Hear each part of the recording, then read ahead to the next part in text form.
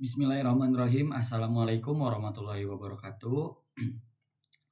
Perkenalkan, nama saya Arya Lukman Hakim dengan nomor induk mahasiswa 202300500176. Kali ini saya akan menyelesaikan tugas mata kuliah agama dan etika, di mana tugas tersebut yaitu adalah meresume video ceramah Ramadan yang linknya telah dikirim di Adlink. Untuk yang pertama itu di bagian pendahuluan, menarik sekali kalau misalkan kita melihat yang di pendahuluannya, di mana ceramah ini dimulai dengan pujian kepada Allah Subhanahu wa taala dan selawat kepada Nabi Muhammad. Lalu penekanan juga pada pentingnya pertemuan di tempat ceramah tersebut, mengharapkan agar Allah selalu meridhoinya. Jadi di pendahuluan ini kita sedikit bisa mengambil hikmah bahwasanya setiap pertemuan kita harus mengingat dan memuji kepada Allah beserta nabinya. Juga kita harus tetap mengharapkan keridhoannya dimanapun dan kapanpun. Kemudian yang selanjutnya itu ya adalah tema utama adalah hikmah dan keutamaan Ramadan, di mana yang pertama itu saya sedikit notice di ayat Al-Quran surat Al-Baqarah ayat 183, di mana bunyinya Bismillahirrahmanirrahim. A'udzubillahi minasyaitonirrajim. Bismillahirrahmanirrahim. Ya ayyuhallazina amanu kutiba alaikumussyam kama kutiba alal ladzina min qablikum la'allakum tattaqun. Yang artinya, wahai orang-orang beriman, diwajibkan atas kamu sekalian berpuasa sebagaimana orang-orang sebelum kamu agar kamu bertakwa. Nah, di penyampaian Al-Quran Al-Baqarah ayat 183 ini benar-benar memberikan penekanan terhadap seluruh umat muslim agar kita dapat menjalankan ibadah puasa, karena itu bagian daripada kewajiban sebagaimana yang telah dikatakan juga oleh video atau ustadz dalam video tersebut, bahwa puasa itu memiliki keutamaan yang dimana di sampingnya adalah sebagai kewajiban yang nantinya kita akan mendapatkan keutamaan sehingga mendapatkan hikmah, ridho, dan berkah.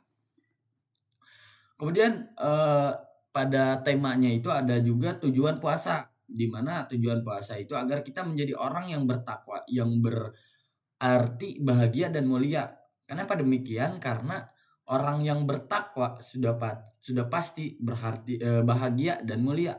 Tapi orang yang bahagia belum tentu bertakwa. Begitupun juga dengan orang yang mulia. Lalu pada video itu juga menjelaskan bahwasanya ada 4 ilmu penting dalam menghadapi Ramadan. Yang pertama itu keutamaan Ramadan, memahami keutamaan bulan suci ini untuk meningkatkan motivasi. Karena kan kebanyakan orang-orang kalau puasa itu lemes bawaannya, lalu mereka tidak ingin beraktivitas, tidur terus tunggu sampai buka. Nah, ini salah teman-teman. Ini takutnya menjadi sebuah kerancuan atau salah pikir. Karena bulan suci Ramadan adalah dimana kita itu harus meningkatkan motivasi, melakukan banyak hal-hal baik seperti contoh berolahraga, ataupun berbagi dan berbuat hal-hal baik sebanyak mungkin, sehingga insya Allah nanti kita akan mendapatkan pahala dan ridho dari Allah Subhanahu wa taala. Kemudian yang kedua ada hikmah Ramadan yang membawa perubahan positif dalam diri kita. Karena kita nggak tahu setiap manusia mempunyai pola pikir atau tujuan yang berbeda-beda. Namun ketika masuk bulan suci Ramadan, karena mungkin memang hikmahnya bulan suci Ramadan, itu dapat membuat kita menjadi lebih mendekatkan diri kepada Yang Maha Kuasa, kemudian juga membawa pribadi kita menjadi lebih positif, sehingga kita juga dapat lebih produktif. Sebagaimana tadi yang pada ilmu yang pertama itu, keutamaan yang pertama adalah Ramadan memahami diri kita sehingga dapat memberikan kita motivasi, karena Ramadan ini adalah bulan yang sangat suci. Kemudian yang ketiga itu ilmu yang saya notice ataupun saya dapat, yaitu adalah hukum puasa memahami syarat dan ketentuan sah tidaknya puasa. Karena pada video atau link yang sudah dibagikan oleh ibu dosen pengampu, di situ juga ustadz tersebut memberikan penjelasan bahwasanya hukum puasa, syarat-syarat puasa dan ketentuan sah tidaknya puasa itu dijelaskan. Lalu yang terakhir itu adab puasa, memperhatikan adab agar pahala puasa tidak hilang. Ada juga penekanan bahwasanya ketika kita puasa kita harus tetap sholat, betul, karena memang termasuk daripada rukun Islam dan itu juga kewajiban. Bahkan dijelaskan oleh ustadz tersebut, eh, ketika kita puasa namun tidak melaksanakan sholat itu diibaratkan seperti mengambil air dari sumur kemudian kita letakkan ke dalam wadah yang bocor. Yang artinya apa? Yang artinya bahwasanya ketika kita berpuasa namun tidak sholat, bisa saja Allah tidak meridhoi kita ataupun sia-sia karena kita melakukan sholat, kita melakukan puasa namun tidak melakukan sholat, itu adalah sebuah hal yang tidak seharusnya dilakukan karena sebagaimanapun sholat dan puasa termasuk daripada rukun Islam. Jadi tentunya ketika kita memang Islam, kita harus menunaikan rukun tersebut. Seperti itu. Kemudian ada juga dijelaskan bahwasanya ada hadis tentang puasa, yaitu hadis dari Syaikh Bukhari, barang siapa yang berpuasa di bulan Ramadan dengan iman dan mengharapkan pahala, maka dosanya akan diampuni. Namun di samping itu juga di video ini menekankan bahwasanya sebelum kita mengharapkan pahala, kita harus mengharapkan ridho Allah Ta'ala terlebih dahulu. Lalu baru kita mengharapkan iman dapat diampuni, pahala dosa pahalanya ditambahkan, dosanya dihilangkan, seperti itu. Sehingga dalam hadis tentang puasa juga yang dijelaskan dalam video tersebut, pentingnya keyakinan dan harapan dalam berpuasa.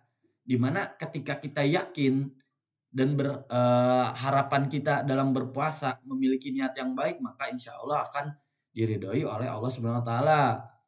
Sebagaimanapun niat, jika memang karena Allah Taala, maka itu akan selalu menjadi bagian yang baik. Sebagaimana ada hadis hadis dari Nabi Muhammad SAW, yaitu innama alu biniat, segala sesuatu harus diawali dengan niat. Nah, niat yang ditekankan dalam video ceramah ini adalah niat karena Allah Ta'ala. Karena kita hidup pun karena Allah Ta'ala, bukan semata-mata karena diri kita sendiri. Kemudian yaitu ada syarat ampunan Allah. Yang pertama itu iman, keyakinan bahwa puasa adalah perintah Allah, bukan karena sekedar formalitas saja ataupun hanya ibadah tahunan. Tidak seperti itu. Kemudian yang kedua yaitu ihtisab, mengharapkan pahala dari Allah. Mengharapkan pahala dari Allah tidak semata cuma-cuma untuk pahala saja, tetapi juga mengharapkan keridhaan Allah sehingga dapat mendapatkan hidayah dan juga pahala, seperti itu. Kemudian ada amalan di bulan Ramadan juga, yaitu saum tidak hanya menahan lapar tetapi juga menjaga pikiran dan tindakan. Sebagaimana ketika kita puasa itu kita juga menahan hawa nafsu, mulai dari pikiran yang salah, kemudian tindakan yang salah. Pada bulan Ramadan itu tidak hanya sekedar tidak makan dan tidak minum. Dari terbitnya matahari sampai tenggelamnya matahari itu tidak hanya perihal makan dan minum. Namun terlepas daripada itu kita juga harus menahan bagaimana caranya kita tetap berbuat baik, tidak menjauhi apa yang diperintahkan Allah dan tidak mendekati apa yang dilarang oleh Allah pada bulan suci Ramadan. Kemudian yang kedua itu ada salat, meningkatkan kualitas dan kuantitas salat termasuk tarawih. Mengapa demikian? Karena salat itu kembali lagi bahwa salat itu adalah rukun Islam yang kedua, di mana salat itu wajib. Sesuai dengan hadis yaitu as-salatu imaduddin faman aqamaha faqad aqamaddin faman adamaha faqad dadamaddin. Yang dimana artinya adalah salat adalah tiang agama. Barang siapa yang melaksanakan salat maka dia telah menegakkan tiang agama. Dan barang siapa yang meninggalkan salat maka dia telah meruntuhkan tiang agama. Karena salat tiangnya agama, maka daripada itu diwajibkan oleh Allah Subhanahu Wa Taala. Dan di bulan Ramadan ketika kita melakukan atau meninggalkan salat maka akan menjadi hal yang buruk. bagi kita sebagai umat Islam. Namun ketika kita menunaikan salat tersebut dalam artian kita menunaikan kewajiban karena ridho Allah Ta'ala, karena ingin mendapatkan pahala dan sebagainya, itu akan mendapatkan timbal balik yang sangat baik. Meskipun tidak secara langsung, namun nanti akan kerasa kepada pribadi masing-masing. Lalu membaca Al-Quran. Nah, ini amalan bulan Ramadan yang paling sangat-sangat sering sekali kita lihat, yaitu di masjid-masjid terdekat, bahkan mungkin di panti asuhan atau di tempat-tempat lainnya. Membaca Al-Quran ini meningkatkan interaksi kita dengan Al-Quran, termasuk terjemahan dari tafsir. Jadi tidak hanya membaca Al-Quran, namun disarankan juga pada video ini yaitu untuk memahami sebagaimana tadi beberapa ayat yang saya sudah bacakan, yaitu ada Al-Baqarah ayat 183. Jika memang kita memahami, maka kita juga akan paham terhadap ayat tersebut. Jadi tidak hanya sekedar baca saja. Pun ketika kita hanya baca saja tetap mendapatkan pahala insya Allah.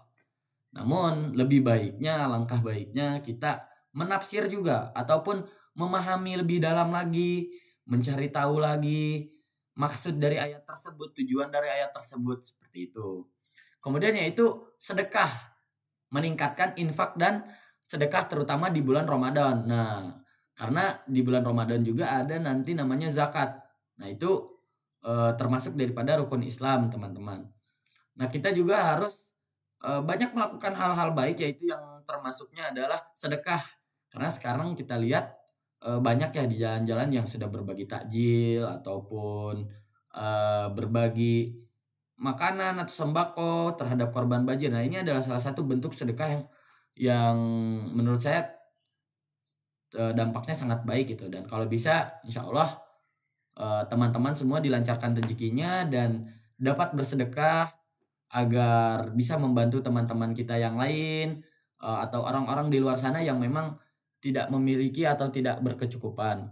Kemudian kita lanjut ke kesimpulan, yaitu Ramadan adalah bulan yang penuh berkah dan kesempatan untuk memperbaiki diri. Sehingga pentingnya bersyukur dan berhusnuzon kepada Allah dan sesama dapat membuat kita menjadi lebih baik. Lalu doa untuk keluarga, orang tua, dan umat Islam agar mendapatkan keberkahan di bulan Ramadan. Jadi kita tidak hanya berdoa kepada Allah juga, tidak berdoa hanya untuk Allah saja, tetapi untuk orang tua kita juga, untuk diri kita sendiri juga. Bagaimana yang telah dihadiskan, yaitu ridaullahi fi ridho walidain wasutullahi fi wasuti walidain, di mana ridho Allah tergantung pada ridho orang tua. Murka Allah tergantung kepada murka orang tua. Maka dari itu, sebelum kita meminta ridho kepada Allah Ta'ala, kita harus meminta ridho dulu terhadap kedua orang tua kita.